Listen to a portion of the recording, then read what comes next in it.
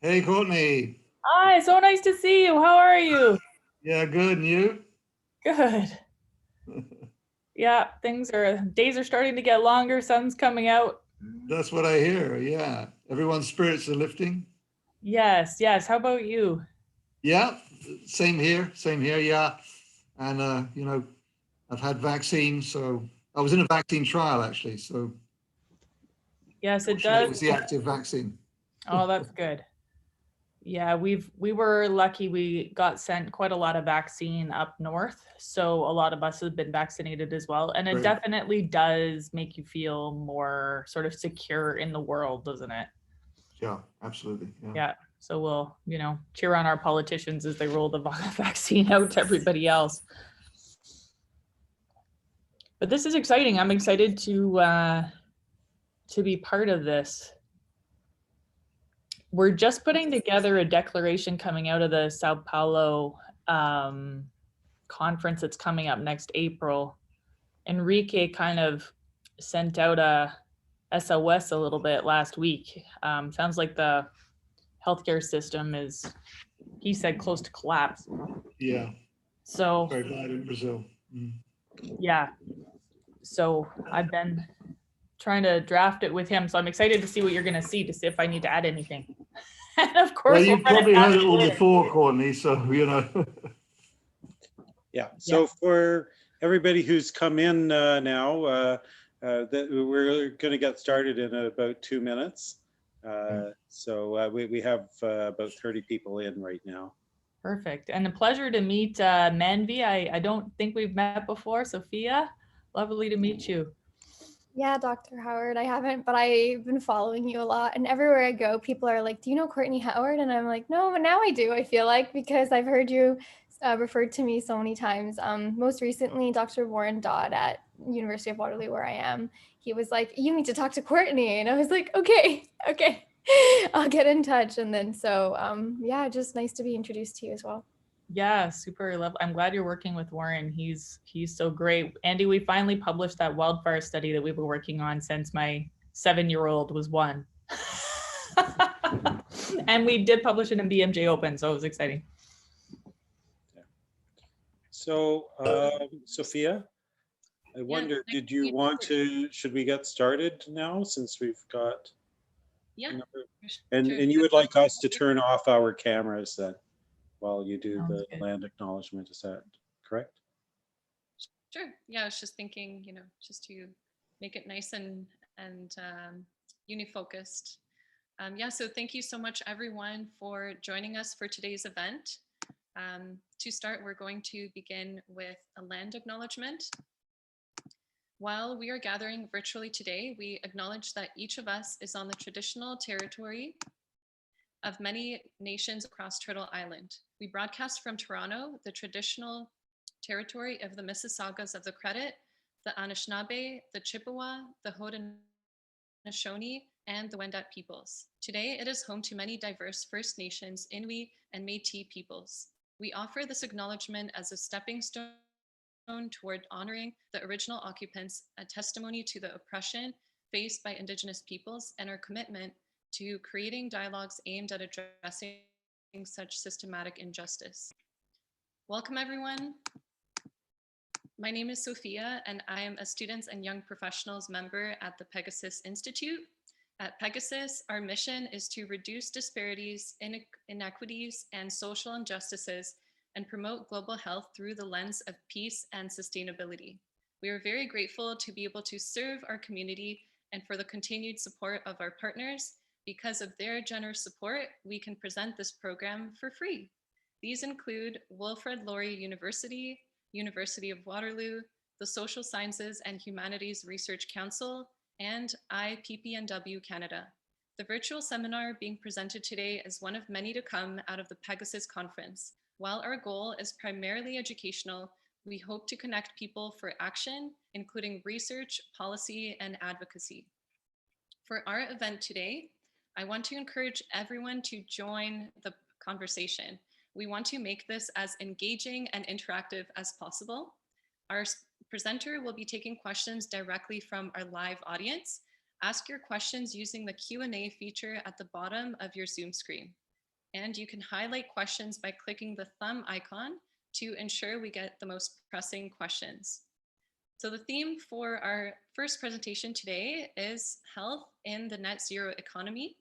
I'm excited to welcome our guest speaker, Sir Andy Haynes. Sir Haynes was director of the London School of Hygiene and Tropical Medicine for nearly 10 years and continues to work at LSHTM as professor of environmental change and public health. He's worked internationally, including in Nepal, Jamaica, and the United States of America, and was knighted for his services to medicine in 2005. He has published many articles on primary care research and global health issues, particularly on climate change and health. He's chaired the scientific advisory panel for the 2013 WHO World Health Report on research for universal health coverage and has led a number of Lancet series, including chairing the task force on climate change mitigation and public health. We're honored to hear from him today. Welcome, Sir Haynes. Well, thank you so much, Sophia, for that introduction. Let me first of all just share my screen with you.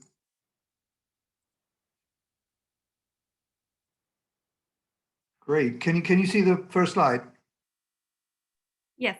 Yes. So what I'm going to do really is to, I'm not going to say very much about the negative effects of climate change on health. I'm going to assume that everyone accepts that we're in a climate emergency, that we need to cut emissions quickly in order to avoid very negative and catastrophic effects in the future, both to generations living now and future generations. And these effects will, of course, be mediated through a range of different pathways, ranging right from the direct effects of extreme heat, extreme weather events, through to infectious diseases, nutrition, and then through to migration and other of these diffuse effects mediated through socioeconomic systems. So that's just by way of an introduction to say, of course, I recognize that we're in a grave situation. But at the same time, we don't know that merely saying to people is catastrophic, we're all headed for doom, doesn't necessarily motivate change. In fact, it can make people retreat. It can fuel negativity, maybe even populism. And we need to inspire people, I would argue, with a vision of a world in which we all want to live, with the appropriate values, technologies, policies, to safeguard health in the face of climate and other environmental changes. So my focus today is going to be more on a positive message. What can we do about it? And I'm going to focus, well, obviously there are two broad approaches to climate change. One is adaptation. So we have to adapt, we have to become more resilient. We need more resilient health systems that can withstand climate and other shocks and build back stronger and smarter. But at the same time, we also need to reduce the environmental footprint of society very, very quickly. In fact, we need to decarbonize the economy completely by mid-century. Some people think that's too late. But we certainly need to move very, very quickly indeed. As a result of COVID, we saw CO2 emissions falling by over 7%. And that's about the level that we need to sustain year after year after year. But of course, COVID has also shown us that that's not the way to reduce greenhouse gas emissions, because it's brought with it massive disruption. Disruption to our economy, disruption to our lives. So it's a warning sign of the impacts of failing to respond quickly. And it also indicates that whilst it's possible to decarbonize rapidly, there are much more productive ways of doing so than the way that we've been experiencing over the last few months. So what can we do about climate change? Well, we can do a lot to protect ourselves, our families, and future generations. And I start off with the observation, the obvious observation from this slide, that our energy systems, our food systems, our transport systems are all dysfunctional in a way. They all damage our health in one way or another by increasing air pollution, by providing inadequate or poor quality food that doesn't sustain a nutritious diet. Our transport systems encourage sedentary living and also pollute the air that we breathe. So there's much that can be done in reorienting and reforming our sectoral systems, energy, transport, food, industry, healthcare. And these will produce near-term benefits to health, as well as the longer-term benefits of averting dangerous climate change. And the near-term benefits can result from reduced air pollution, improved food availability, and physical exercise, for example. So what is the role of the science community? Well, I think it's to identify the potential tipping points for social change, because we need transformative change. Incremental change is not going to work. We need to transform our social, technological, and economic systems. We need to have a positive discourse emphasizing the opportunities and the benefits of change. And we need to catalyze the rapid scale up, the rapid uptake of policies, technologies, and interventions. And the slide taken from a nice paper in PNAS last year illustrates really how we can move from a business as usual state through these social tipping interventions into a decarbonized state. This may come through complex changes. We may see reversals and then discontinuities, and hopefully rapid progress following some of these discontinuities. But I'm going to argue that the health message has the potential to help shift us more rapidly. It's a social tipping intervention. Capitalizing on the positive health message could be a social tipping intervention to accelerate progress towards a zero carbon economy. And one of the reasons for that is because there are many near-term adverse effects associated with our current way of living.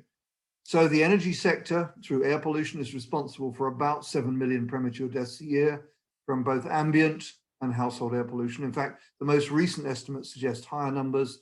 Just last week or so, there was an estimate suggesting perhaps 9 million deaths from fossil fuel emissions, which is truly an extraordinary level of impact.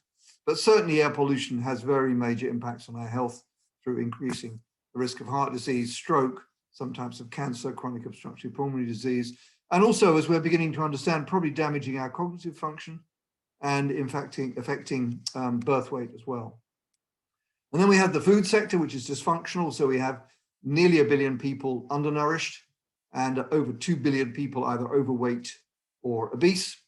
And that's partly due to the food system, also physical inactivity, of course, with inadequate fruit and vegetable intakes, inadequate intakes of nuts, seeds, fruits, and vegetables, for example. And all this in combination probably is responsible for about 10 or 11 million premature deaths a year, something of that order. And then the transportation sector, physical inactivity, as well as air pollution, of course. Physical inactivity is responsible probably for about 5 million premature deaths a year.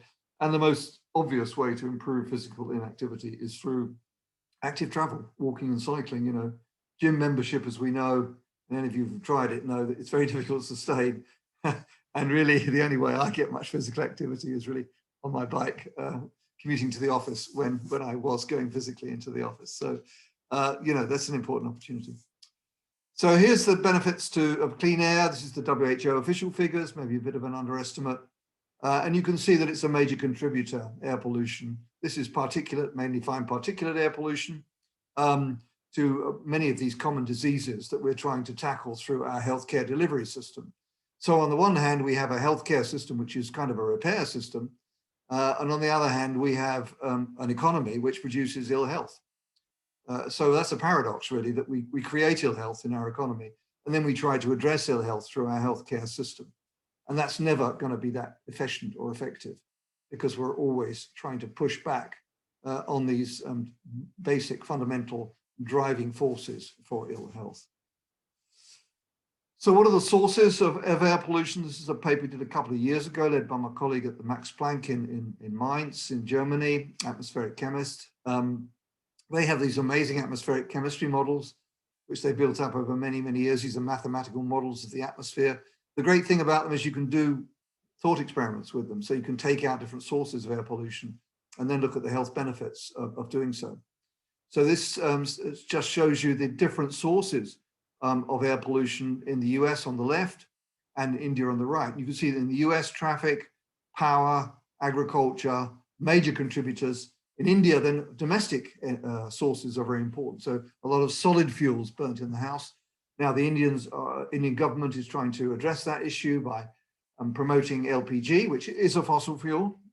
It's more, it's cleaner, of course, than burning biomass in the home, but it's still a fossil fuel. So we need to move beyond that into renewable energy. But as a transitional fuel, it does reduce the health burdens of energy, of unclean energy.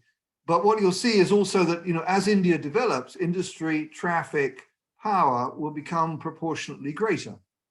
So even if they're able to reduce their domestic sources, then these other sources will become more predominant. So overall then, about, according to this estimate, there's only one estimate, there are others higher, estimate I mentioned just come out in the last few weeks.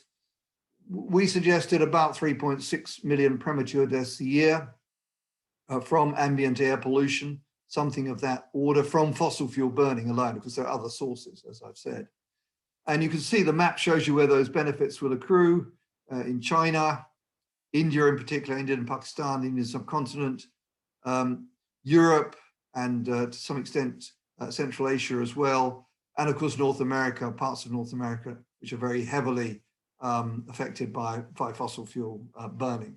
Other parts of the world, less fossil fuels at the moment, but that's going to change in the future if we continue burning fossil fuels to drive forward development. And if you include all the human sources of air pollution, it's about 5.5. So if you include the agriculture and the domestic sources that get out into the open air and so on.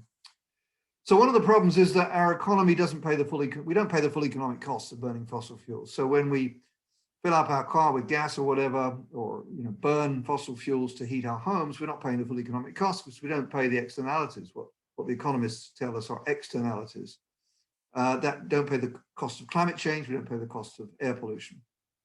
So according to the International Monetary Fund estimates, the energy subsidies, which they define as the gap between existing and efficient prices, including the health and environmental cost, amounts to about $5 trillion US, something of that order. And the health impacts are a large part of those costs, those, in a sense, effective subsidies. And only about less than 25% of greenhouse gas emissions are covered by carbon pricing, and it's often too low. So in other words, we're subsidizing the polluters, essentially. We're not paying the full cost of pollution or of the of climate change emissions, greenhouse gas emissions. But it's not just carbon dioxide. Carbon dioxide, of course, is long-acting greenhouse gas. About 70% of climate change due to carbon dioxide remains up in the atmosphere, about 15% of it for at least 1,000 years or more, something of that order. We don't know how to get it out of the atmosphere efficiently at the moment. But there are also these short-lived climate pollutants, much shorter lived in the atmosphere: methane, black carbon. Black carbon are those fine particles that you see as you go behind an old diesel vehicle. And those black carbon particles, if they're deposited on snow and ice, they accelerate the melting. So they heat the atmosphere, but they also accelerate the melting of the cryosphere. And then you've got, and methane, of course, comes from ruminants, from gas leaks, from rice paddies. And that doesn't damage health directly, but it's a precursor of ozone. And ozone is very damaging to health. So they all have direct or indirect effects and implications for health. And so we can also tackle these short-lived climate pollutants, and that will also avoid millions of premature deaths annually. We can't just add the effects together because there's some overlap, but it does give you an idea that there are different policies that we can take. So obviously cleaning up these dirty vehicles, cleaning up domestic energy, cleaning up these old brick kilns that produce lots of black carbon, and reducing the methane from livestock and rice paddies and so on, all help. We also know that land agricultural emissions and land emissions, land use emissions are important. This is just a slide from showing the emissions from Indonesia. In Indonesia, of course, they burn a lot of land to clear it for palm oil plantations. And this was taken from 2015, when these fires were exacerbated by the El Nino of that year, which means it's much hotter than usual. And the air pollution that was produced from forest burning and peat burning in places like Indonesia usually kills about 10,000 people a year. But in that year, it was probably killed about 100,000 across Indonesia, Malaysia, Singapore, and other parts of Southeast Asia. And at some point, it was causing more greenhouse gas emissions than the whole of the US economy for a few days. So it's a substantial source of greenhouse gas emissions. So also tackling these land use sources of emissions is really important. There's a lot we can do through urban development. Of course, about 75% of greenhouse gas emissions come from activities in cities, something of that order, and an increasing proportion of the world population live in cities. So we need to retrofit the cities that have already been developed, like London and Toronto and so on, make them much lower carbon.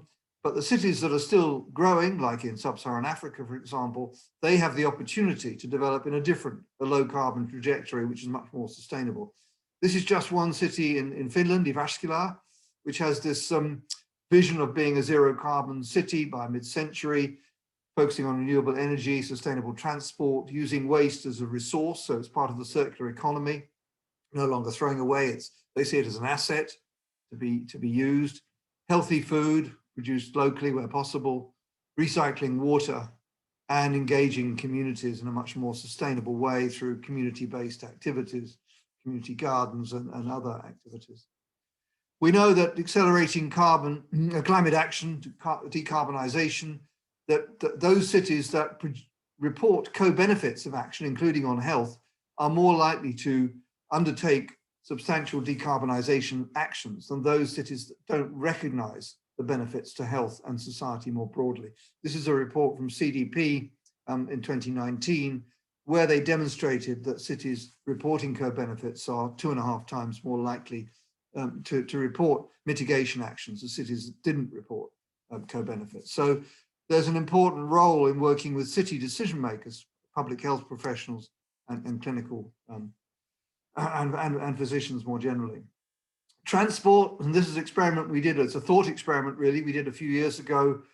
We tried to envisage what it would be like if the urban population of England and Wales were to walk and cycle like the population of Copenhagen, which, as you know, has very high levels of active travel, walking and cycling.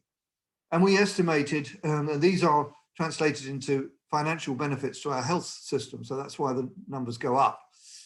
So over time, it takes a little time for these to come in, obviously a few years, but the benefits start to accrue quite quickly in terms of reduced diabetes, benefits to the health system, reduced dementia, reduced stroke, heart disease, and some types of cancer as well, as a result of increased physical activity.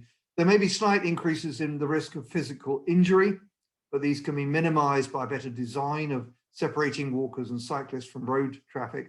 And in any event, the benefits to health far, far outweigh any of the adverse effects. And even in fairly polluted cities, it's still worthwhile to walk and cycle because the benefits of physical activity are so great. Housing, many countries have obsolete housing, as we do in the UK, and this is a study we did some years ago looking at the benefits of retrofitting housing. So you can see on the right side, the image shows you the thermal imaging. We can see all the heat leaking out of the walls and the windows. And the right side, the house has been modernized, and you can see there's very little heat coming out, so it's a very efficient house. And we estimated about 5,000 deaths a year in the UK could be prevented, something of that order, from reduced exposures to fine particles, to mold, to tobacco smoke, to heat, to excessive cold as well. And we could reduce the greenhouse gas emissions from the housing sector by about half, and also provide a lot of job offers, job employment opportunities as well. So major benefits, but there is a catch to this. You can't just insulate houses, you also have to make sure that the ventilation, that you have adequate ventilation as well, otherwise you increase exposure to air pollution. Other policies in cities are about increasing green space. This is an example of Barcelona. In Barcelona, they're moving towards the superblocks idea. In superblocks, they amalgamate city blocks. So these are 9 blocks, they put them together, they prevent through traffic, and they've estimated that if they could scale this up to the city of Barcelona, they could prevent large numbers of deaths through reduced air pollution, increased physical activity, provide much more access to green space for the urban population. And we know that green space exposure also brings with it a range of physical and mental health benefits. Summarized on the left side of the slide, the dark text is where there's good evidence for mental health, and particularly in adults. And the gray text is where there's emerging evidence, but further studies are needed, including for benefits in children on attention capacity, cognitive function, and so on. We still don't fully understand the mechanisms, but it does seem that there are a range of different benefits from exposure to green space. And of course, restoring ecosystems can play an essential role in regulating freshwater quality and quantity, Many major cities depend on protected areas for their fresh water. And we also know that restoring coastal wetlands and mangroves in some situations can prevent coastal flooding as well, and provide, for example, opportunities for coastal fisheries, a whole range of direct and indirect benefits to health. So a lot can be done through the effective design of nature-based solutions. Of course, badly designed ones can also have adverse effects on health. You've got to watch the growth of vector mosquitoes, for example, in wetlands and so on. But if they're well designed, they can have big benefits to health. This is a nice study looking at the provision of healthcare in Indonesia to communities in Indonesia. A rather complex slide, but what it tries to summarize from a paper in the Proceedings of the National Academy last year. It's a study which, very interesting study, which looked at the benefits of providing accessible and affordable healthcare to these populations in Indonesia that are living in areas of very high deforestation. And what they found was that the populations there were deforesting because they needed the money sometimes to pay for healthcare. So their theory of change was, if we can provide affordable healthcare for these populations, we can reduce deforestation. And that's what their paper showed. They showed that providing affordable primary care to these populations reduced catastrophic health expenditure, reduced greenhouse gas emissions because they could protect the forest, but also improved the health of the people through better healthcare, less air pollution and so on. So a very interesting study, and a very innovative study, I think. And we need more studies like that show these win-win benefits of providing affordable and accessible care. Food systems, about 30% of the world's total agricultural land is used to produce food that's never eaten. Of course, much of our food is used to feed animals. We get a lot of conversion inefficiencies doing that. And if we can just get populations in the West and in high-income countries following healthy dietary guidelines, that would reduce greenhouse gas emissions by about 10 to 15%, something of that order, according to a systematic review that was led by colleague Lucas Alexandrovitz a few years ago. Vegetarian diets, bigger benefits, not easy to achieve on a population level, but we estimate that it's possible to reduce emissions actually about 30 to 40% without going to a full vegetarian diet, just by optimizing dietary choices, reducing red meat consumption, reducing dairy, increasing fruit and vegetables, and nuts and seeds and so on. So a lot that can be done. Here's the Planetary Health Diet from the Lancet report, which came out a couple of years ago. They advocate 500 grams a day of fruit and vegetables consumption, which is probably optimal for health. They also advocate a lot of whole grain carbohydrates, low levels of consumption of dairy, about half a pint, equivalent to about half a pint of milk a day. So not ruling out dairy completely. And then moderate amounts of animal source protein, particularly from red meat, of course, which is very problematic. So their suggestions would potentially prevent about 10 to 11 million premature adult deaths a year, something of that order by 2050, if they could be scaled up to the world's population. Obviously, they'd have to be culturally tailored to different dietary patterns and so on, but I think generally quite promising. One of the challenges, of course, is making it affordable, and studies subsequently have shown that much of the world couldn't afford this kind of diet. So making them affordable is really crucial.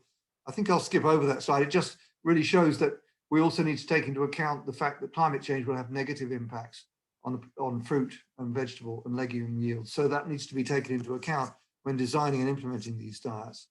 And we need to ensure that some of the solutions for climate change don't compete with food. So part of many climate change mitigation strategies is a big reliance on bioenergy. And if you put a lot of land under biofuel crops, of course, that can start to compete with food. So this is a nice systematic review of food, feed, animal feed, and fuel competition for land. And what the authors say here is that what we need to do is to prioritize food, first of all, provide enough food for the world's population. And then we can think about feedstock for animals and biofuels. So if you prioritize biofuels over these, then you could have negative health effects. So that's a really important consideration. There's also some interesting work on adaptation to climate change and how that can also impact mitigation. So this is some work my colleagues are doing on malaria and irrigation in Africa. So one of the things you have to do in places like sub-Saharan Africa is you have to irrigate the land probably, and in India as well. But in doing so, you can increase the potential for malaria to spread. And you can also increase methane if you increase rice paddies, for example. So you need to optimize these strategies to reduce malaria, reduce methane production, and also increase climate resilience. It's possible to do so, but you need to think about them in advance.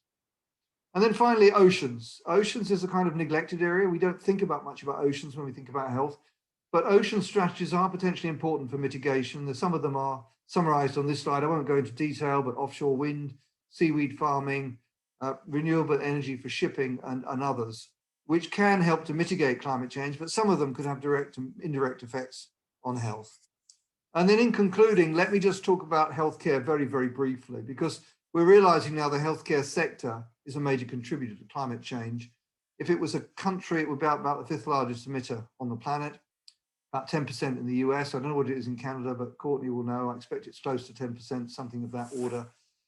And we know that NHS England, for example, has committed to net zero by 2040 for direct emissions, those emissions coming directly from NHS facilities, and 2045 for indirect emissions, so the electricity that buys in, but also working with the pharmaceutical and the medical equipment sectors to decarbonize their supply chain. So procurement policies which work with these sectors to say, we will procure pharmaceuticals or vaccines or medical equipment from you, as long as you decarbonize your supply chains. If you don't, then you will not be on our preferred provider list. So that's an important incentive, I think, to decarbonize. I think I'll step over these slides, and it was about reproductive health, but we can come to that in the questions if we have time. Just in conclusion, how climate friendly is the post-COVID stimulus? Well, unfortunately, not very. According to recent analysis by Vivid Economics, the green bars show you where the climate friendly post-COVID stimulus packages, about 12 to $15 trillion, something of that order. The red show you it's a negative contribution, and unfortunately many of them are negative. Canada is more negative than positive, according to this analysis. So more pressure needed probably on the Canadian government to try to rectify that pattern of spending. And some of the others we can't be complacent about. Even the UK, for example, is now talking about opening a coal mine, which is a crazy thing to do in the run-up to COP26. So our government also needs a good talking to. And then, so how do we need to integrate really decarbonization into strategies for good health and well-being. Obviously SDG 3 is about universal health coverage, but many of these other SDGs around poverty, food systems, gender, water and sanitation, clean energy, urban development, and of course climate change themselves, all essential for health. So in addition to the vision of improving universal access to accessible healthcare, we also need engagement with other sectors, health in all sectors. And that's a role for clinicians and public health professionals to reach out to other sectors because they have such important impact on climate and on health. So together, we can achieve this healthy zero carbon economy. We can work together for the race to zero, which is what's being now promoted in the run-up to COP26. This is the largest ever alliance committed to achieving net zero carbon emissions by 2050, comprising 120 countries, over 1,000 businesses, 450 cities, 74 major investors, over 500 universities, hopefully the ones that you're linked with, and of course, health professionals. And we've seen health professional leadership in this area, World Medical Association, the World Organization of National Colleges of Family Doctors, and so on. So I'll stop there just to say I think it's a tremendous point in history. You know, we're in a great danger, of course, but we're also got tremendous opportunity. And we now see an unprecedented opportunity for the healthcare and the broader public health professionals to step up and become leaders, and as they are, leading voices for change. And for the first time, probably in decades, perhaps in recent history, policymakers, politicians are listening to the health community. So let's make sure our voices are heard. Thank you very much.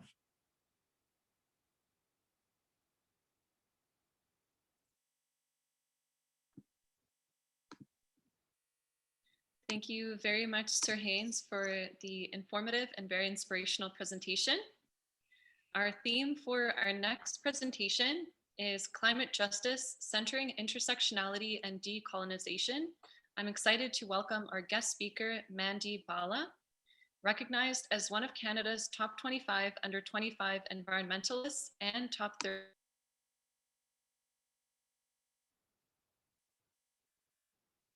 I think you're on mute, Sophia. Oh, thank you so much. Thank you. Thank you so much, Sir Haynes, for the very informative and inspirational presentation.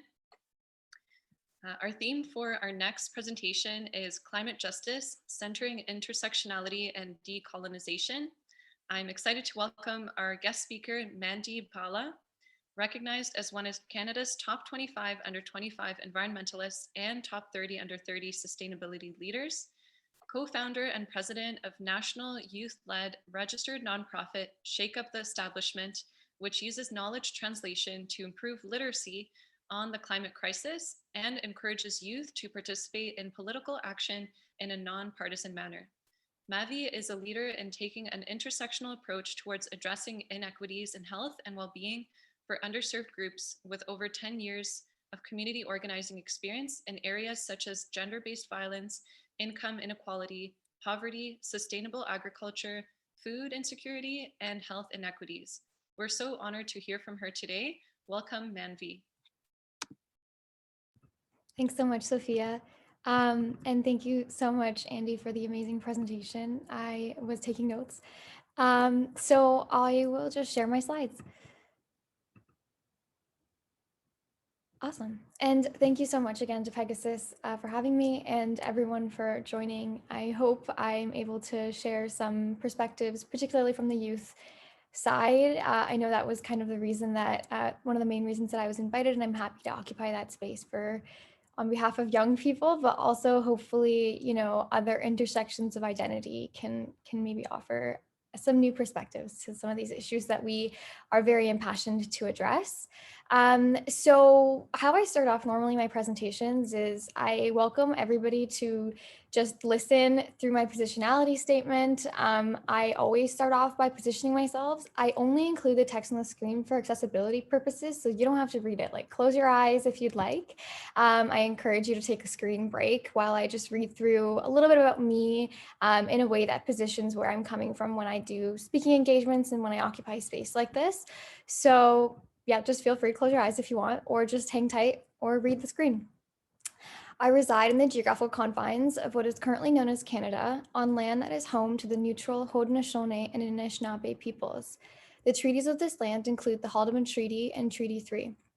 I want to acknowledge with pride my ancestry as a Sikh woman from Punjab, while also acknowledging that I've grown up in what is currently Canada almost all of my life. I often reflect upon the honor of being both a woman of color and, importantly, of being someone who sees, experiences, and interacts with the world using a neurodiverse view. I see my severe ADHD diagnosis in adulthood as something that has offered me clarity towards the unique struggles that I've encountered in my life, within a world that is built not to accommodate my neurodivergence always. Moreover, I often see this intrinsic part of me as a superpower that enables me to be passion-driven, dynamic, quick, and an immensely creative intellectual.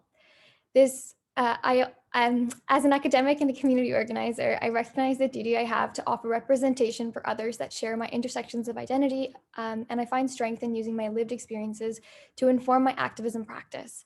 I also find healing in maintaining connections to my ancestral roots. I want to acknowledge the privileges I have of both my access to post-secondary education and being able to volunteer my time to a multitude of causes.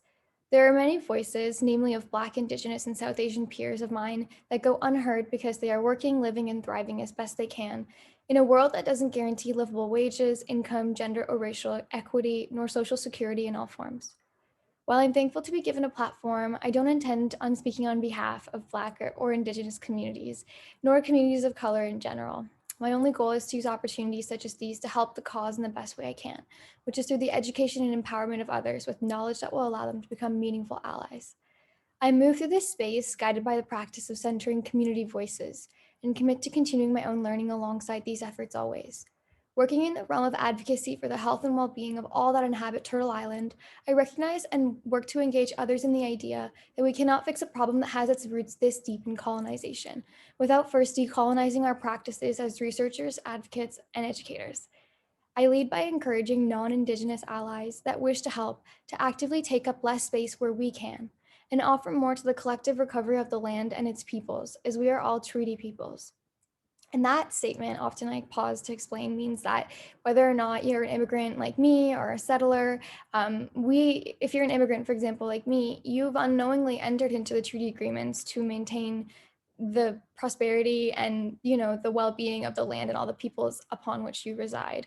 So I continue to vocally and visibly support any initiatives that aid us in moving towards a collective liberation from oppressive systems. Thank you so much for listening to my little positionality statement. And yeah, now I'll kind of just dive into my presentation. So I don't have to go over this. Sophia did a wonderful job. Thank you so much for introducing me. I do have a number of affiliations, super duper, love to get involved in things, and a couple others that I'll mention that might come up later. The biggest one being that I'm currently a graduate student at the University of Waterloo in public health and health systems. My master's thesis, I'm gonna touch on a little bit later on because I just feel like it's something I just want to get the message out to the audience that we have here today about some of the work that I'm doing, as it's closely tied to the public health sector. It is on the public health sector essentially. And so it'll come up. And then the other affiliation I'm quite proud of is I'm currently the graduate president of the Interdisciplinary Center on Climate Change at University of Waterloo. And there's so many amazing things happening from that area of work. So if anyone's ever interested in connecting, just want to throw that out there. So yeah, we'll kind of dive into some definitions, some studies. Normally when I present, I like to give people like full things on screens, but again, you're never expected to read the whole thing. I just find that there are people like me who actually need content on slides, especially because I sometimes would wander when I'm watching presentations and I want to get caught up on what's happening. So please don't feel overwhelmed. You can listen to my words if that's more helpful for you as an audio learner. But the big point of this slide is to highlight environmental health and equity. And I'm sure many of you are quite familiar with the definition, but some of the components of this definition is from the Center for Environmental Health Equity that I want to point out, are related to the areas concerning policies. And so, this definition highlights that environmental health and equity is a result of insufficient and often unfair policies across multiple sectors. And something that Andy mentioned in the previous presentation was how we need, we need a climate lens in essentially every sector. And I think that as I will come to touch on a bit more in a climate focus later, still relevant also in environmental health context, to have that lens in all sectors beyond just the environmental sector. Of course, public health has a huge part to play in health inequities, and also urban planning, which I have an example on the next slide to talk about how these kind of come together. But in a nutshell, environmental health and equity, these inequities exist, and there's an undue burden of negative health outcomes on, it says here, disadvantaged or vulnerable. I would prefer to use the words structurally vulnerable, underserved communities, because these policies are meant to protect everyone and they're not serving some populations over others to a disproportionate degree. But as it ends off, these deficiencies create and reinforce health disparities. So an example that I have is just off of a 2019 study, just a quick example before we go into the many different lines of thought that I had for this study. And this study was done on Toronto neighborhoods and found that there were green spaces, of course, as we know, enhance physical and psychological health and well-being, as well as, being able to access green spaces near you, having parks, having the ability to go on walks, and the incentive to go on walks is really important towards that aspect of both physical and mental well-being. But over half of the top 20 neighborhoods with the highest pollution and decreased walkability were actually found in the Toronto context to be in the Scarborough region, which is also a very known to be a lower income and racialized region per their index of the Toronto neighborhoods. And they further found that visible minorities, in their wording, and lower socioeconomic status individuals who also self-reported lower income and education, access to education, were living in higher polluted neighborhoods. And so the reason I chose this example is because I'm in Ontario. I'm not sure where everyone in this presentation and audience is from, but this is close to home to me. And it's interesting that I grew up in one of these neighborhoods.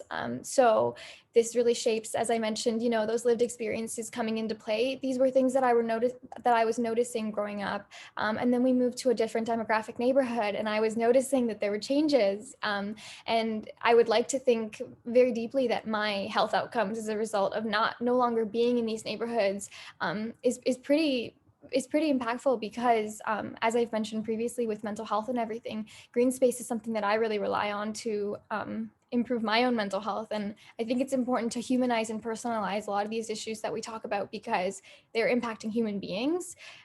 So I just think about how different my life would have been if my parents hadn't been able to afford to move us out of one of the lowest income neighborhoods in Toronto growing up. So one of the last points that I want to mention on this slide is in the past definition I'd mentioned, urban planning, and that plays a big part as well in what we see in the neighborhoods. I did a report on Peel Region last year for my systems thinking course, which did really well on. And it was interesting studying Peel Region and the policies they have there. And one thing that I read again and again and again was urban sprawl. And the region is very racialized. And a lot of people there, because of urban sprawl, depend on single passenger vehicles, and that's only increasing the pollution levels. So urban planning is such an important part. And I think, again, Andy touched on this in the past presentation, but some cities have to be retrofit. And I know that was in a similar but different context, but in the same way, there's such a big part for urban planners to play with public health officials in connecting these dots between human experiences of health and the physical environment and physical and built environment that we have. So that was just kind of touching more so on health inequities, but we'll go on to see more and more of this play out. And so I think people often get hung up on the word justice. And I think, why? When there's systems of oppression, there needs to be justice, because justice centers equitable approaches towards addressing and mitigating and minimizing harm and addressing this issue and seeking equity to resolve issues. And one of the biggest systems of oppression that we are all aware of is racism.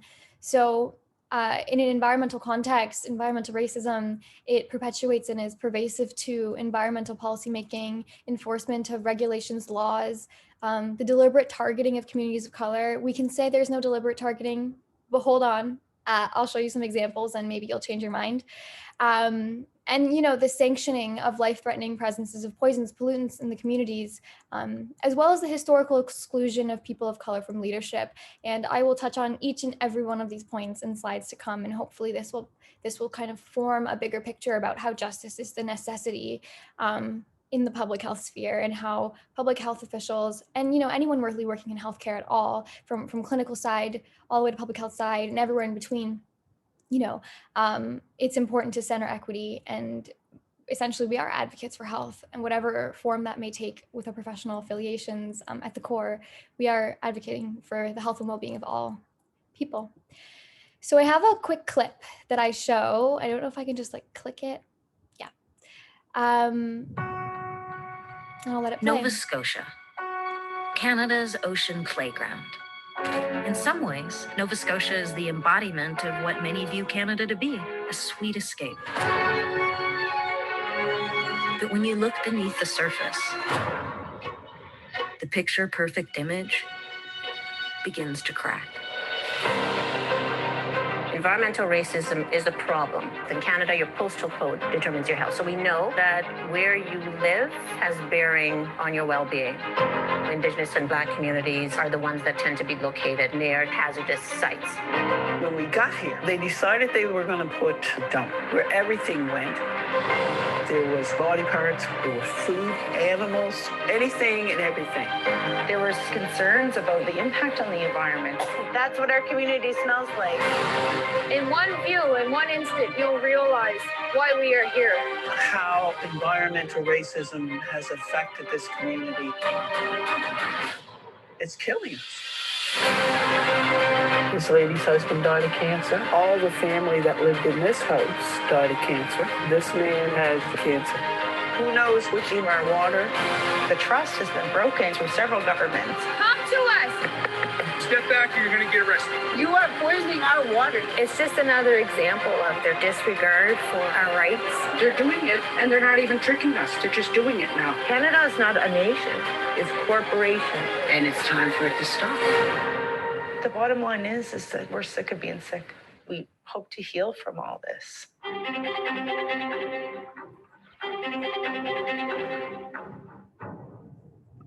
So the reason I often show that is because it does such a good job centering the voices that I will be touching on in the case studies and examples. And I think it's important to contextualize that I'm not a member of those communities, but I hope to share their stories and amplify them. And as well, because the person who's co-producer of this documentary and also author of the original book, There's Something in the Water, is someone that I really look up to and I have the privilege of working alongside in my advocacy efforts. And that's shaped a lot of my professional and academic research and work as well as the guest lectures. I often guest lecture on this topic as well at University of Waterloo and University of Guelph. And I just always like to give a shout out to Dr. Ingrid Waldron because she really inspires me every day. And whenever she responds to my emails, I'm like, wow, she's so cool.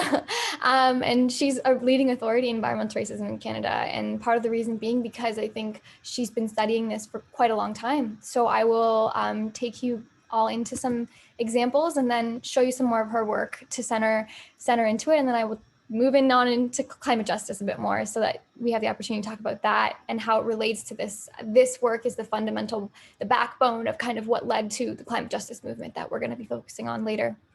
So just a quick example I have here. In that trailer you had seen, there was vague references to different communities in Nova Scotia, particularly mentioning of the Black community in Nova Scotia. And so I found a historical example of a freakville in what is currently Halifax, Nova Scotia. And this example is pretty open shut as a case of environmental racism, in my opinion. The community there was predominantly Black, and they were deprived of access to clean water, sewage, and waste management, despite paying taxes. And that's what after 120 years of paying taxes, instead of providing proper municipal services, which is what you're paying those taxes for, the city just decided to relocate the residents because they were located in close proximity to a garbage dump. And this led to, adverse health effects. And as you can see here, this is an image from a website. The source is linked. If you're interested, you can Google it. I think this is from Amnesty's website, but this is a picture from this situation, and there were environmental hazards identified, and the city's reaction was just, let's just move everybody. But they didn't consult over 80% of them, and this forced relocation displaced residents from their homes, exacerbated economic insecurities that already existed within the communities. And the fact that they were located this close to a garbage dump, as well as they were located close to a jail, located close to industry. Just the whole situation was not very good for the health and well-being of the residents here. And the city's reaction really was not informed by the community at all. And so in relation to that historic example, this is a more present day example from Louise, who was actually the person who was driving in the car in the trailer that I showed you. And she was saying, this person has cancer, this person has cancer. So in present day Nova Scotia, in Shelburne, that's where Louise is from. And she's quoted to be saying, environmental racism is sowed into Shelburne and other communities as well through Nova Scotia. The dump was built near the Black community because they considered us less valuable, and they considered our homes less valuable than the people in the north end of town. So this is back to Dr. Ingrid Waldron. I have a quote by her, but before I read that, I wanted to highlight some of the work that she does with the Enrich project. And the Enrich project, I'm actually on the steering committee for it as well. And this is a map that Dr. Waldron, as part of one of the research initiatives, created. This is before I was directly involved, but I've been putting this in my slides for so long. And what you can see here is the W are waste disposal facilities, and the blue dots are Black communities. The green dots are Indigenous communities. And you can see that the close proximity to these facilities is prevalent here. And Dr. Waldron is quoted to be saying, It's not only about health and stress, it's also about lack of power. You've placed certain industries in certain communities without consulting them. You've taken away their voice. The Black communities here are much more low income than in Toronto and in other places. They experience much more oppression, have lower employment rates and educational rates. So they're the most oppressed African Black Canadian group in the country. And so this is again in reference to Nova Scotia, but what we'll actually find is, environmental racism is existent across Canada, what is currently Canada, across, globally really, but if we're focusing in a Canadian context, I'll show another example on the next slide with on Ontario, in an Ontario-based context. And what's interesting as well here is currently in Parliament, there's the third reading of the National Strategy to Redress Environmental Racism. And Dr. Waldron is actually spearheading that campaign. And I've also been a part of that campaign it's a nonpartisan bill essentially that is asking for there to be a strategy at a national federal level. So that's something you can do after this presentation if you're interested in supporting this work. So an Ontario-based example that I have, another quick one before I jump into a climate justice-based focus as well, is the Omjawaan First Nation living in what is currently Sarnia, Ontario's Chemical Valley, which accounts for 40% approximately of Canada's petrochemical industry and emits tens of millions of kilograms of air pollutants each year. This community has experienced so many adverse health impacts. One of them being actually that was really documented and kind of caught wind and in a popular sense of media was the birth ratio upset. But I've read numerous studies too recently and maybe over the years, I would say, where they've seen intergenerational impacts as a result of exposure to pollution here as well. Even on fertility between generations of mothers and daughters, and impacts on other aspects of health, particularly as well, something underrepresented being mental health, food sources, and some of those aspects that I'll touch on in my climate justice kind of slides. But so in 2019, the UN Special Rapporteur on Human Rights, hazardous substances and waste visited and was quoted to be saying, the condition of the Omjawaan First Nation in Sarnia is deeply unsettling. People's exposures to toxins are an ongoing tragedy, a legacy of land use planning that would not be allowable today. So again, going back to the urban planning component, environmental health risk component, public health, connecting all these sectors is really the right way to address this issue. My last example, because I wanted to move away just from toxic waste facilities and proximity to hazardous pollutants, there are other forms of environmental racism and environmental injustices that impact health. And the reason I begin my presentations always off with environmental racism is because these things always exist, and climate change is only going to worsen the living conditions of so many people in so many communities across Canada. And so if you can imagine compounding these health inequities, there are so many different ways the environment will interact with someone's human experience and their health outcomes. So my last example here is, I'm going to go through it rather quickly because there's not much more to say. The drinking water advisories currently on First Nations, this was last year. There were 61 and there was a goal. March 2021, the federal government promised 5-year plan. We will end these drinking water advisories. This is what they've been saying for 5 years. And March 2021 is here. This is this year. We have actually 58 as of today in effect in 39 communities. They have fully committed to not making that goal. They've removed all goals for timeline now. And as of today's update, actually a news article posted this morning, they have a new website, which is what they're kind of saying, but they have no new money and no new deadline. This is a direct quote from the article on CBC that was published today from the federal government's kind of press release on this. So they've forgone the March 2021 goal for sure. And something that I wish I put the person who said this, I believe it was Karen Hogan. I can follow up later if people are interested, or you can screenshot and read the article. But they said, I'm very concerned and honestly disheartened that this longstanding issue is not resolved. Access to safe drinking water is a basic human necessity. I don't believe anyone would say that this is in any way an acceptable situation in Canada in 2021. And something that I say is, if this happened in Waterloo, where I'm currently living, I don't think that it would take this many years. Personally, I think they would, this would come back to that comment that Louise made earlier about the value of human life and, human health, really. So climate justice, climate justice takes a human-centered approach towards addressing social, ecological, and economic issues that will only be exacerbated by the climate crisis.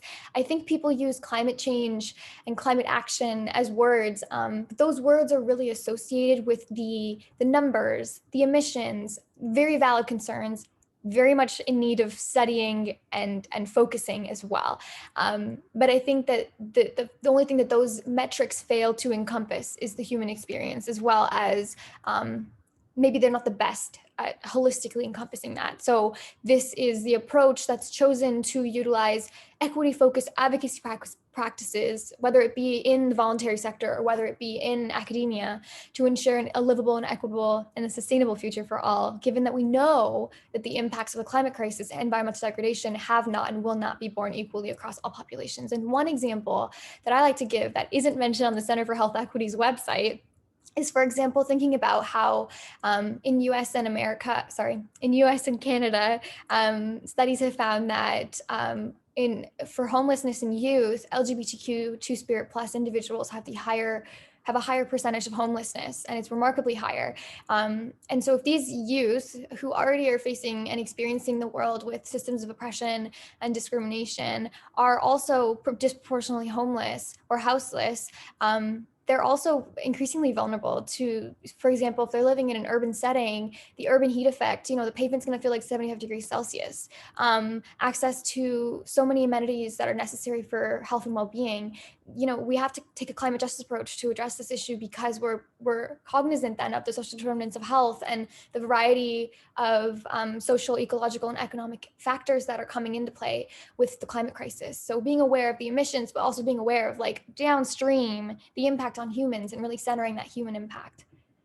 So I'll take you into one quick example with women, and then I'm going to jump into what we can do. And hopefully I'm not over time because I'm trying to run through all the things. But, here it's written, women are disproportionately impacted by climate change, impacts such as droughts, floods, and other extreme weather events. They also have to be a critical role in combating climate change, but need to be better represented at all levels of decision making. And my thesis really looks into public health decision makers and perception of risk and how that informs policymaking. And I'll kind of take you into those slides in a bit. I actually might skip this example just for time purposes, or maybe I'll go through it really quickly. But this is one of a bajillion examples that I could have chosen. I just have this one because I have the slide on women right before it. I think I will skip the majority of it, but what I want to highlight here is, for example, there's so many different ways that climate change's impacts will be borne differently across different populations. In the context of, for example, Indigenous women, in particular here, Inuit women, there was an exploratory study that did a gender-based analysis of food insecurity of Inuit women in Nunavut and found that 64% of the participants had experienced food insecurity in the past year, with 80%, so a disproportionate degree of them being women. And a lot of this food insecurity can be rooted back in their work to be related to climate change, because with melting sea ice, traditional food sources are at risk, as well as, transition to Western diets being expensive and not nutritionally sound. If you've never been eating this diet, if this isn't the diet that you're familiar with, and this is something that's changing in your human physiology and your, just your nutritional soundness with this diet being rich sources of, I said the word nutrition 3 times now, but nutrition, it's not for you. It's not optimized for you in that way. And maybe with increased literacy and access, it can be, but that switch being so sudden and not being something that you chose to do, rather it being a part of the changing environment around you, is contributing essentially to these health inequities. So here I want to touch on something related to my thesis. And I specifically brought this slide in because I know the audience here is in the healthcare, is in public health, and is generally interested with these things. And so my thesis is really focusing in on perception of climate health risk and really how it informs policies in Ontario. But I do work at the provincial and federal level as well, just because, these systems are interconnected. So quick facts, 50% of Canadians believe climate change poses a risk to their health now or within 10 years. As of 2016, in 2018, this number rose to 65% for health risks specifically due to rising temperatures. And it's interesting how wording even has an impact between rising temperatures and between climate change, because people have their own associations with the word climate change as well. And despite scientific consensus on climate change being, anthropogenic climate change, only 60% feel the Earth is actually getting warmer, partly or mostly due to human activities, which highlights, in the literature I've read quite a few times, it's highlighting the need to understand the efficacy of health risk communication and how individuals are understanding the climate crisis. Notably, what's interesting to me and my work, taking in the intersectional component, is that white conservative males, particularly those who self-report higher understanding of global warming, contribute to a high level of climate denial, even when they're controlling for the effects of political ideology. And then you wonder, why? So it's interesting because intersectionality has a part to play in everyone's lived experiences, and perception of risk is a part of those affective emotions that influences your decision making and the way that you function in the world, and in your professional roles. So what's interesting here is that there was a study in America, and it was like the huge. It was like less than 95%, honestly. I don't remember the exact number, but it was in the high 90s, of people of color were at the CEO level of any NGO, environmental, public health authority position, many different areas of leverage for this issue. There was very low representation, and it was overwhelmingly male. I think WWF, Megan Leslie was like the only female woman CEO represented at the time of the study and stuff. So I don't know in a Canadian context, but one way to mitigate this is to increase diversity and representation in environmental governance at all levels. And this is because the perceived risk of climate change as a public health threat has been associated with race and gender. And a couple studies here that are US-based found that in their wording, Hispanics, Latinos, and African Americans are more likely to be alarmed or concerned than white individuals, who are more likely to be doubtful or dismissive. And this is also seen with, like how likely you are to be intrinsically motivated to be an advocate for this issue. And I think that also comes into play with different, risk perception is based on, again, your lived experiences. If you've never encountered or conceptualized this being as a direct hazard to your health, it speaks to a degree of privilege, right? The world that we're currently living in with the settler colonial government, all of our premiers are white men. Well, not right now, but at the time that I wrote this, originally when starting my work, and now majority of them are. So it doesn't really change much of the argument. But it's interesting to think, risk perception, how that's informing the policies that we're making and really the direction we're taking in our future. So this is a quote by ecofeminist Vandana Shiva, but we are either going to have a future where women lead the way to make peace with the earth, or we're not going to have a human future at all. And of course, with women, I hope people are taking the intersectional meaning of this, and not just women, but women of color, Indigenous women, Black women. I'll leave you off with a couple things. I'm going to skip this slide, but I can speak to this if people are interested in the Q&A or anytime. But I want to highlight that climate change is an interdisciplinary, multi-system issue. I know Sir Andy touched on this already, so again, I'll skip this, because this is the slide that I really want to leave people on. I think some actionable things people can do to center justice in their everyday advocacy work, whether it's in academia research, whether it's in clinical care, wherever it is these 4 things I think are really important to me personally, and I recommend them to young people, to old people, to anybody, professionals, academics.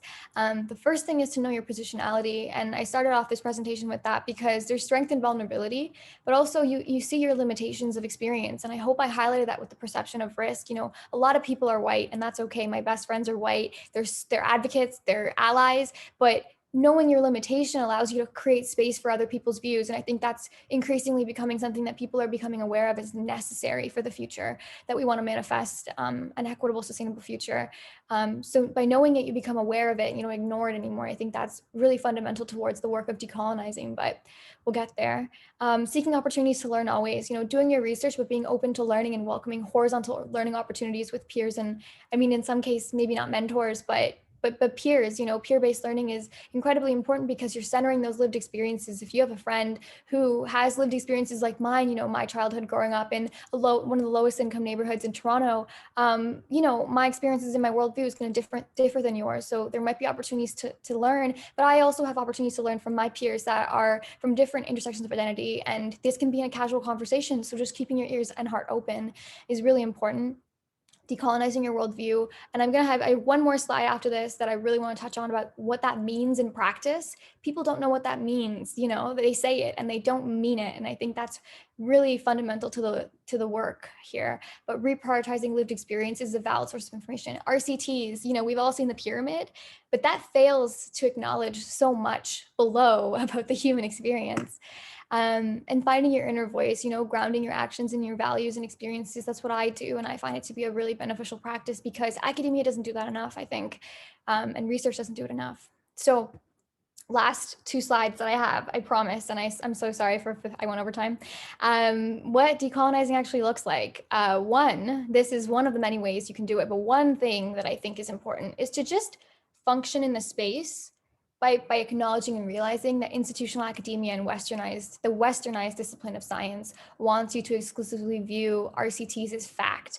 I come from a clinical immunology, translational medicine. I worked at the Hospital of Sick Children research background before public health. This is my experience too, and I'm not negating RCTs. I would not be vaccinated today. I just got the first dose, would not be vaccinated if we didn't have RCTs. Don't fail to acknowledge that. But I think we can be nuanced enough to hold the ideas that is fact, but there are also other forms of evidence. So I often use the word evidence informed because I think science has this connotation that we're negating all other forms of knowledge and knowledge structures, and traditional knowledge, for example, indigenous led biodiversity efforts, conservation efforts have higher levels of biodiversity. Now scientific articles are backing that, but that's been the thing since time immemorial. So just because science doesn't validate it doesn't mean that it's not fact. And I think that we can be nuanced in our understanding of this work essentially. So and also I'll mention here, it says here depersonalization is a component. Qualitative work has the ability, and participatory research has the ability to really enrich the work that you're doing. And I think that that's really important because you don't want to erase the historical, sociocultural, political, and environmental dimensions of the human experience. Promise, last slide. Colonial time, I think this is one that really, this is going to be like a whole thing to unpack. So I'm just going to read the quote. And I encourage you as we wind down to close your eyes again if you want, or take a break, because there was a lot of talking. But I'm going to read the quote from Kieran Dillon, an ally like myself, who worked in this area of work with Indigenous resistance and worked alongside communities for years and came to this work recently. This was published last week, actually, or 2 weeks ago. Colonial time has distorted the temporal boundaries of ecological devastation and is distinct from the sense of time experienced by Indigenous peoples who have had to survive environmental catastrophe since the initiation of the colonial project. From the vantage point of Indigenous resistance, the environmental crisis aligns with the time of colonization. Resistance efforts to halt the contamination and toxicity from industrial projects then must be simultaneously linked to a long-term strategy advancing Indigenous freedom and the resurgence of Indigenous governance systems that demand a different understanding of time and its relationality to the land, water, and air. And so I'll kind of end off on this idea that, colonization is really synonymous with, in the Western context, in the Western world, I say with quotes, with progress. We think of like industrialization as progress, and that is tied intrinsically to colonization of this land, commodification of the land, all the things that came with it. So climate change is inherently linked to this issue. So you really can't have one without the other. And I think the temporal context is really important in the work that you're doing, not erasing that in the work that you're doing is fundamental towards decolonizing. So yeah, little plug for my work, Shake Up the Estab, visit our website, evidence-informed, community-centered, like everything I do. And yeah, let's connect. That's kind of all I have to say. So I apologize if I went over time. I have no idea, but that's it for me.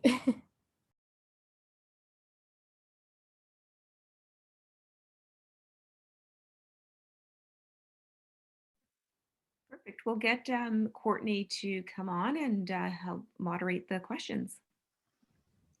Hi, that was so much fun. I so enjoy hearing from both of you. I've heard Andy present many times. Manvi, that was my first time hearing you, but You know, what an almost perfect pair you are to be giving us such rich context to this moment in time. There's a couple of questions in the chat that we can launch forward into. So Mary Louise McAllister, this was for Andy asked, what strategies do you use to publicly promote the health benefits of addressing climate change? How do you get these issues on political public agendas? Well, thanks. Yeah, it's a great question. I mean, the fact of the matter is we haven't been tremendously successful, I would say, in the past, but I think the dynamic is shifting, you know, particularly with COVID and so on. So we are seeing a new receptivity, which wasn't there a few years ago. But the kind of approaches we take, well, first of all, to engage a range of sectors, because many sectoral decision makers don't realize that they're actually health decision makers. So when you point out to them that they will probably, that they can prevent as many premature deaths probably as many healthcare professionals can. That's a new message for them. They don't really haven't grasped that before. Mm-hmm. Approach is to we don't necessarily just work with national level decision makers because sometimes that can be more difficult to make progress at that level. So I also mentioned some of the work with cities, for example. So a lot of the very dynamic work now is occurring at the city level. And you see a lot of mayors and other subnational decision makers really committed to acting on climate change. And so working with them can be quite rewarding, but you have to start from where they are. So for example, we've been doing some work, my colleagues have been doing some work in Kenya with Kisumu, which is a quite large city in Kenya, very rapidly growing. So, you know, I think we went in with sort of various concepts of what we wanted to see, but then we had to ask the local people, well, what is it, the problems from your perspective? Because the problems from their perspective were things like waste disposal, waste burning, you know, which we hadn't fully taken into account. So we had to completely shift our strategy around. When you start talking to local people, it starts to become then a matter of co-designing solutions. It's not outsiders coming in and telling people what to do. It's about co-designing, co-creating solutions, you know, with some technical support. That's it seems to me is really the way of the future. It's about co-design and co-creation. So yeah, I think lots of activity happening right now, and certainly a much better place than we were, I think, a few years ago. Yeah, that I agree. I was happy to see you present. I think it was Health and Harmony's work with the forestry and healthcare. Yeah, and that's very much Dr. Kinnery Webb's message is the radical listening. So she says for her, the big step is to go into the community essentially before you've written your grant proposal, because she says that once you write the grant, you've had to sort of say what you're going to do. So she says what we did was we went to, I think it was about 20 Indigenous communities around Gunung Palung National Park. I'm on their board, and so I actually visited the site. And yeah, so they have 20 forest guardians, one in each community. But the question they asked at all sorts of community meetings was, if the international community could give you a gift for you to protect this rainforest, which is a resource for all of us, what would it be? And they said, well, healthcare and alternative jobs. And so it was actually one of the most, they actually had a Goats for Widows program. So they also provided alternative livelihoods, that they trained people in farming, et cetera. And so I thought that was really such a wonderful way of marrying some technical skill to the actual needs of the community, and demonstrating an element of climate justice that I think sometimes we haven't done a great job of bringing to life between the global north and the global south. Yeah, so interesting. So both of you talked in different ways in your presentations about power. So this question to Sir Haynes was really about, you know, how do we go about influencing power? And Manvi, you quoted, I think it was Ingrid Waldron at one point, where she said, really the bottom line is this is all about power.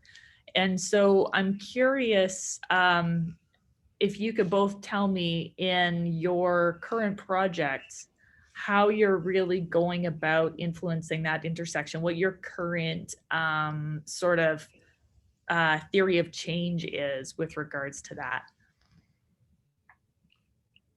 Do you want to go first, Manvi? Sure, yeah, I just didn't know what order we were going to go in.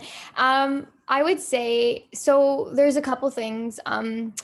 one being in the voluntary sector, which I think is, we don't like see it as maybe like, sometimes we do see it as really important, sometimes we don't. I think it's really important because I think the work complements the work that's happening in the academic side. And I do work in both related to this, but in the voluntary sector, a lot of that is at its core amplifying Indigenous land defense efforts.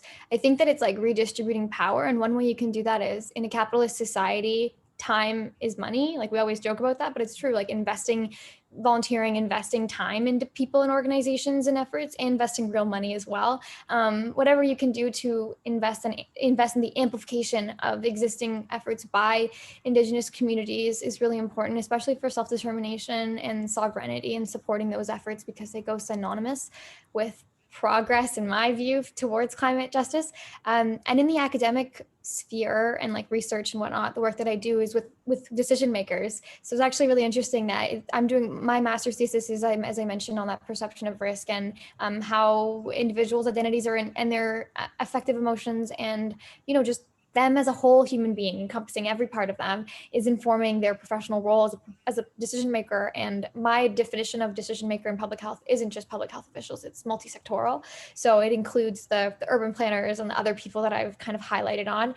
And yeah, I think that the best way to do that is I just straight up asked them in my interview guide, I'm like, hi, so, you know, who is involved in your local strategy plan making? Like, let's get like more research out on who's at the table making these decisions and why are you making these decisions? Where is your, what are your motivators? What are your authorities? What is your knowledge structures? I'm doing a component in my thesis that maps knowledge structures, and it would just be really interesting to even see how these differ amongst different populations. And that's kind of the work that I'm doing, is really cognizant and not erasing of identities within the sphere of representation at the decision-making table, because of some of the literature I showed concerning even just perception of risk at its very core. People are not as concerned, they're less likely to act on it.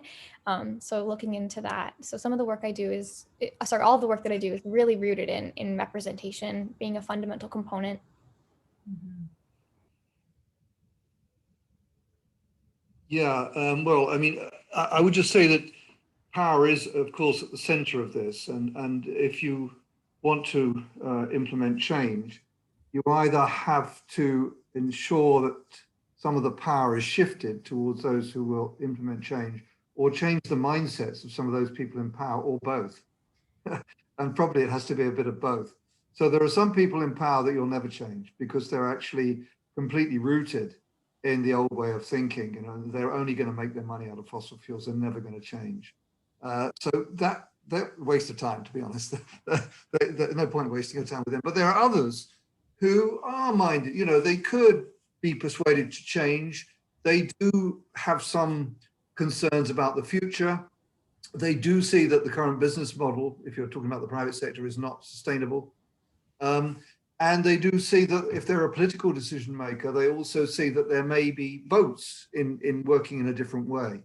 So those people we can work with. And I think that the health sector is fortunate in a way because it is quite used to talking to people from a whole range of backgrounds. You know, many of us have worked in very disadvantaged, marginalized communities, but at the same time, we've also interacted with people who are very influential.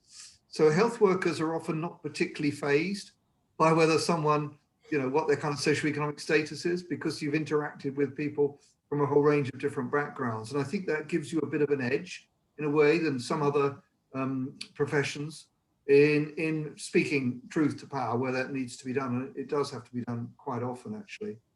So I think the other thing that we're probably not very good at doing, but we need to get better at doing is working much more with media and communications. And I really liked the film that Manvi showed. I thought that was really powerful. And working with filmmakers and others who understand much better than we do about how to communicate to the broader public and also to the power structures is really important. So, for example, there's something called the Global Health Film Festival, which I've been a great honor for me to be associated with for some years, but they work young filmmakers who put together marvelous documentaries, very impactful sort of films, documentaries, non-fiction, sometimes fiction as well, which exemplify, you know, some of these issues around planetary health. And I think working with those who can communicate much better than we can is fantastic. And it's really a creative way of interacting with people. And also, I think, does give us another angle to influencing the kind of power structures that we have to try to influence and work with where we can. Yeah, I've been thinking a lot about this lately because it feels like such an important moment to communicate the linkages between human health and the health of the rest of the natural worlds, because we have these big healthy recovery budgets coming out. And we know that probably after that, the cupboard may run bare. And meanwhile, we're talking a lot about health messengers, but all the health messengers are exhausted because they're in the ICU. And so I think really this year in particular, if we can dedicate some substantial resources of time and money to forming those relationships with professional communicators to make that message even while people are on call, I think that may be very important. There's some other questions in the chat, but just to round it out, because we've only got about 4 minutes, I'd like to know what you're each both excited about right now. Like what when you wake up in the morning, are you like, yeah, I'm gonna keep going, I'm gonna do this. What is it that you're really excited about right now? Mandy, why don't you go first? Okay, I was gonna make you go first. No, you go. Okay. I think something that really excites me, honestly, is young people. I am a young person, and I know that. I often feel a lot of imposter syndrome in spaces like this because I'm working on it, but it's because I think that young people haven't really been seen as any sort of authority on anything. But something that I love about working in a space with only young people, in multiple spaces, in both my nonprofits, it's just young people. Reason being because we recognize this as a more urgent future situation for us. Like, I know a lot of young people have also taken pledges to like not have children until it's sustainable to do so. And I think that that's kind of alarming to people sometimes when they hear it, but I think it just shows you the gravity to which people are thinking about this issue and concerned about this issue. So I think if you're ever looking for hope, I think look to the young people. We're really centering our future. It's kind of an imperative decision. Like we don't really have a choice, but I think that also centers a lot of hope. And I think, yeah, go and check up the USAV's website. You check out the 30 young people that are working with me every day. You know, it's hard not to feel good, like we're doing something, even if it just means that we're engaging in local messaging and community-based care. You know what? It's making the world a little bit better. So it makes me feel like good every day to be able to work with people that are young, that I know are going to be around. They're going to care about this issue. And it really helps me like think about how we're making it the future that we want. We're getting engaged in politics. We're getting engaged in everyday decision making, really. Whether it's like Andy touched on with the, diets, everyone I know is vegetarian. I know that it's difficult to make that switch or whatever, but I did it 3 years ago and I honestly never looked back, and it made me feel so much better. So little things like that, not everyone can do them, but if you can do some version of it, it's all good. Everything really helps. And it's a collectivist approach really that makes me feel, I don't know, gives me hope. So that I'm excited about. And on a health level, I'm feeling a little more hopeful about the pandemic. So I don't know, you can't really ignore that. It's like the elephant in the room. So that's me. Yeah, that makes sense. And Professor Sir Andy Haynes, who has been let me fully endorse what Matt said.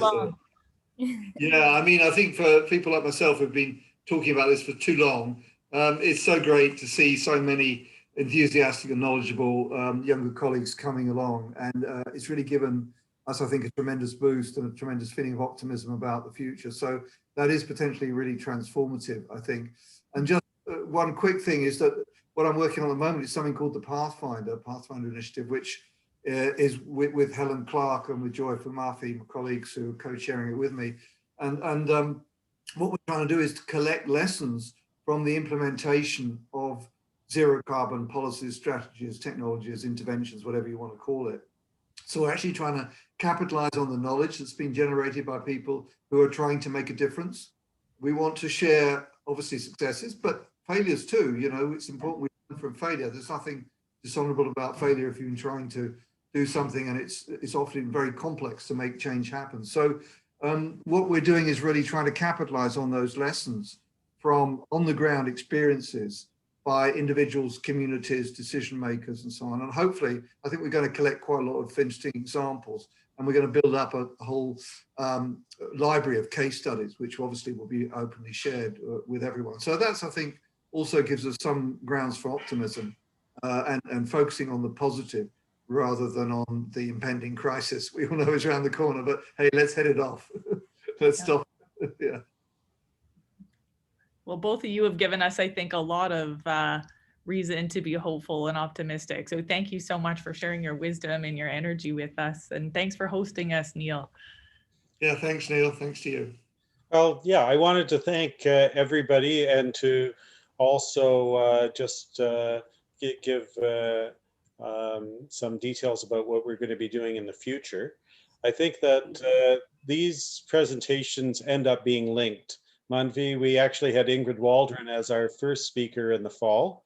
And now as we think about other talks, we're going to have other things on environmental toxins and lower socioeconomic status, another thing on people of color and the police. So many of these issues are quite linked, and the issues of the global north and south. The most immediate presentations that we'll have on the 19th, we'll do something in conjunction with the University of San Francisco de Quito in Ecuador, with me and Isildine Abu Alish, talking about COVID and communities that are out groups. So the in-group, out-group. And then in April, we'll have a couple of presentations, one related to refugees and migrants. That'll be in French, and actually another one in French on lessons from the Ebola crisis in Congo. So we'll have Congolese colleagues leading that. So we're really expanding as an institute. The video for this will be on PegasusInstitute.org. It's very different than PegasusInstitute.com. So make sure you get to the right website. I really want to thank each of our speakers. So Sophia has come back to Pegasus that she was involved with organizing before, and she's teaching about many environmental issues. Courtney coming back after having presented a couple of months ago to moderate, and we really appreciate having you back, Courtney. So we get people who are participants who become presenters, people who are presenters who become participants in our institute as we become parts of communities. And today I especially want to thank Manvi, who came in at the last minute and prepared a wonderful presentation. So we really appreciate that. And yes, the youth represented by you really represent a great future for us. And Andy, I'll just say something that might be a bit sexist, but here you are, our knight who's rescuing our damsel planet in distress. So we really appreciate your coming and being so generous with your time and always flexible. And so it's nice to have you as part of our community. It looks like a beautiful day out, and I think that you guys have inspired us for a different future post-COVID. And so thank you all. Bye for now. Thank you, everyone.